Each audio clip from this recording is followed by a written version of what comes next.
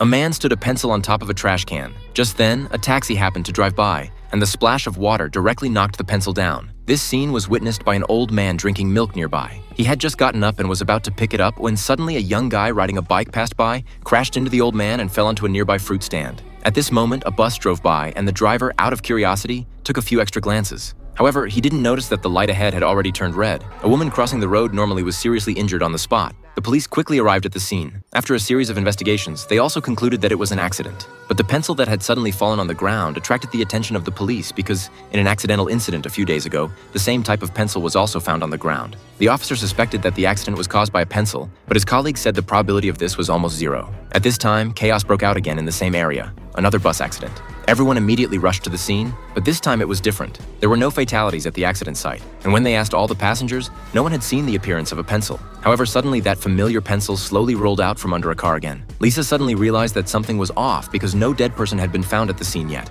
She looked around and suddenly noticed a very suspicious man on the bridge. He was staring ahead with full concentration. Then another accident happened. Lisa decisively ran towards the overpass, and the man also realized he was exposed. He decisively threw the bicycle beside him off the bridge, but he didn't run away. Just as the police were about to approach and arrest him, he glanced and then, without hesitation, jumped off the overpass, landing right on top of a passing truck. Just like that, with Lisa's face full of doubts, the man escaped from the scene again. At this point, the police had new discoveries. They found out that all the victims were doctors from the same hospital. To get to the bottom of it, they went to that hospital. Sure enough, this hospital was different from others. They specialized in treating patients with various intellectual deficiencies, and the pencils provided by the doctors to the patients were the same brand as those left at the car accident sites. Lisa took out a photo of the man, and the dean was shocked when he saw it. It turned out that the man was a patient admitted by the hospital. He used to be a patient with extremely deficient intelligence. But after he was treated by the hospital, the man's intelligence soared. Although the man's intelligence was growing exponentially, his emotions as a human being were becoming more and more diluted. At this point, the doctors planned to terminate the experiment and turn the man back into a mentally challenged person.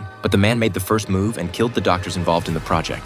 From the dean's mouth, Lisa learned that the man also had a younger sister. They quickly went to the sister's house to ask about the man's hiding place. However, everything that was happening now had already been calculated by the man.